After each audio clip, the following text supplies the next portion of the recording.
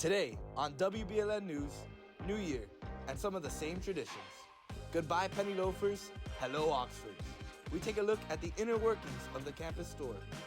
FTC report says social media companies engaged in vast surveillance of users. All this and more for our show on September 20th, 2024.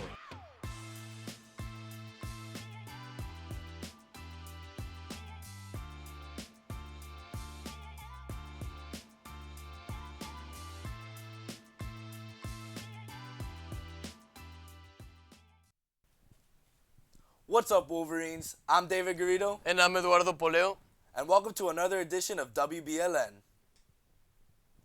The senior class of Belen has always had a funny tradition of using children's backpacks for their senior year. Alexander Tierce has more. Over the past couple of years, seniors have been wearing childish backpacks. This year, seniors are keeping the tradition going. I think senior traditions are huge for this school, especially since we have been 170 years of continuous Jesuit education. I don't know when that started. It definitely wasn't around when I came to school because we had lockers and we actually had to carry around books, binders. It wasn't just an iPad. I think it's grown on me. I think it's pretty funny. There are some backpacks that are really far-fetched, but there are some that are really tasteful and funny. Senior Chase Dominguez tells us why he likes the tradition. I love the senior backpack tradition because I feel it brings us closer together as a class, and it's one of the first activities as a senior. Well, I feel like the senior backpack tradition is something that's been engraved over the past years of Belen seniors. And I think it's just something fun that the seniors do because it is our last year and you want to make the most of it and have fun. So people like to get excited and just embracing the Belen spirit and having fun with it. Ever since freshman year, I've just been looking forward to senior year. Everyone with their backpacks, I thought it was very funny, very creative, very unique. It's also to match with my friends, It's a great opportunity to be able to show our creative side. Overall, this is a fun tradition for the seniors. After years of wearing the penny loafer shoes, Belen has decided to switch it up and switch over to Oxford shoes. This has been a little controversial to some students. Rocco Branger has more. After years of Belen students wearing penny loafers, Belen has changed the shoe policy to a new, more formal shoe.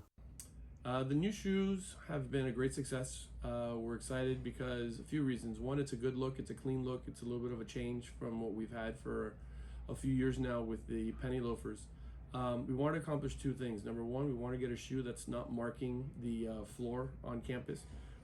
We have polished concrete now, and the penny loafers were leaving some black streaks, so we wanted to make sure that the campus looked great at all times, and we were looking for a non-marking white sole. And this shoe gave us that. It's also a clean shoe. It's a comfortable shoe, something that looks good in our everyday dress uniform or everyday uniform. And when we do our gala uniform, it looks really sharp as well. I spoke with multiple students to hear their opinions on which shoe they thought was better. First, I thought it was a little strange because I never had social shoes that had laces, but then I got used to it. It's actually way more comfortable than the old one. Senior Chase Dominguez, on the other hand, thought that the old shoes were much better. Because they were soft, comfortable, easy to access, easy to take off, and I felt like I had a connection with the shoes because I've been wearing the shoes since 6th grade. For WBLN, I'm Rocco Branger.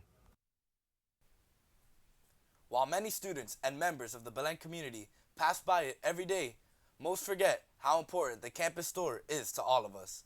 Michael Villa spotlights the campus store and its inner workings.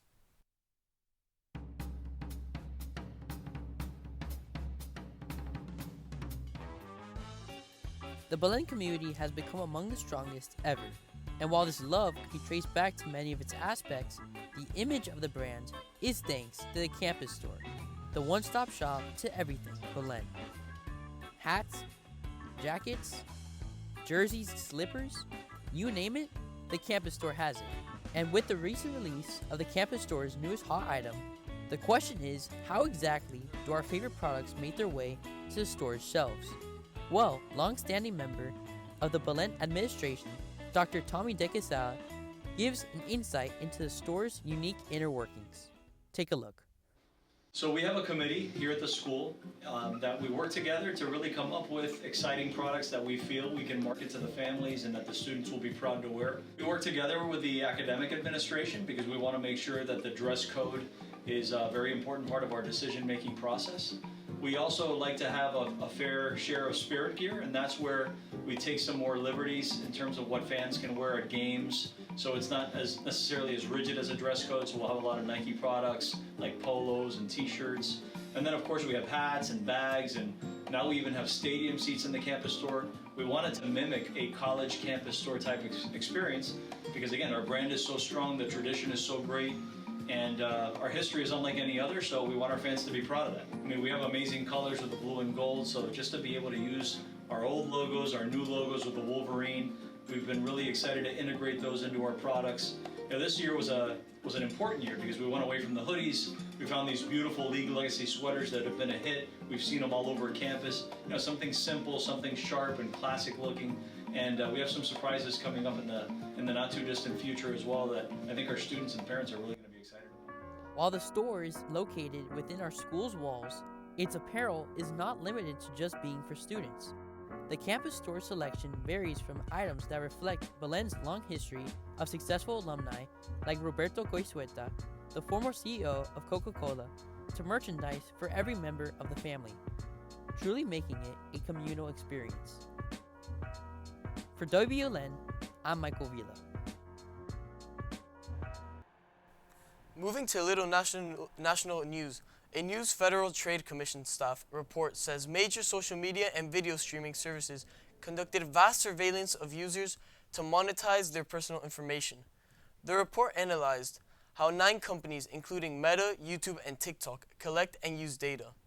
The FTC said that while the companies make a lot of money by harvesting personal data, it can put people's privacy in danger and expose them to things like identity theft and stalking. The report also said several of the firms failed to adequately protect children and teens.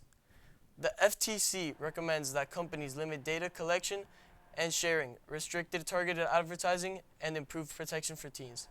It also said Congress should pass federal privacy legislations to address these issues.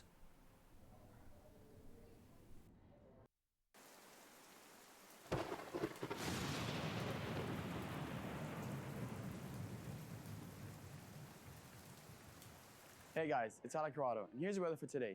Today we'll see a rain chance that varies from 19 to 23% with a high at 86 and a low at 77. Later this week, rain chances will vary from 37 to 41% with a couple of rain clouds. Throughout the weekend, temperatures will vary from a high at 88 and a low at 77. There's your weather for today. Stay golden, Wolverines.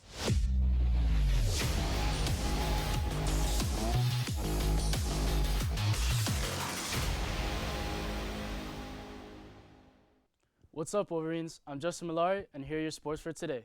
Yesterday, the JV football team started their game against True North, but the weather had another idea.